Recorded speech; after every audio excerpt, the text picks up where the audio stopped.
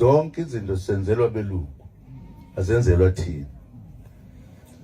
Ngithi hayi ngoba particularly Masengila ngisekhaya phela Masengila.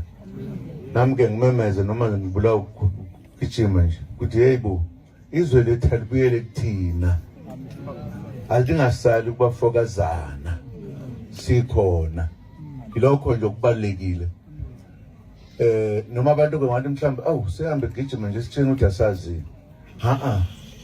Mina ngithi uma nje singakayenzi lento yethu ake ngithi nje bobaba noma kunemthetho la eSouth Africa kuyona yethu yabelungu. Singathi yethu thina ngoba belungu bathi hayi nathi ngani ndoba kuyo. Uyabona nje uma ulalela kahle umthetho lo obusa kuleli zwe lakithi ubizwa ngesilungu. Kuthiwa yini konje banokhumbula? Roman Dutch law. Umthetho wabelungu lo iyona nsika yemthetho yala eSouth Africa. Akuyona ethu asona ama-Dutch asona ama-Rome. Singabantu thina abamnyama.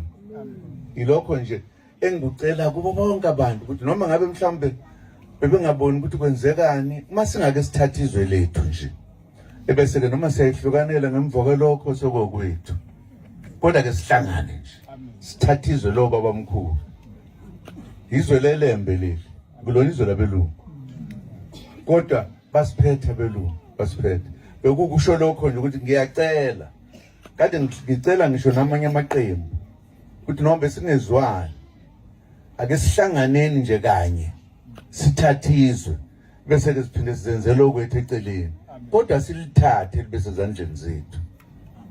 Uma singenze njalo awu ngiyosho ngithi leli sonto hawu kanti lilo ngempela elethu ngempela impela phela isonto lethu lela likhe linye lawa amanye abelungu nje sonke sithi siyadosonta belungu elakithi leli elakithi leli kufanele sibambisane ke at least ke sibabantu. Awu ngiyajabula nokuthi nje ningimukele kahle kangaka ho ngizizwa ngisekhaya. Ngake ngashela intombi khona la seyibhuma. Oh sorry sengikhuluma izindaba yengane. Sengisho ukuthi sasilihamba lelizwe sishela intombi.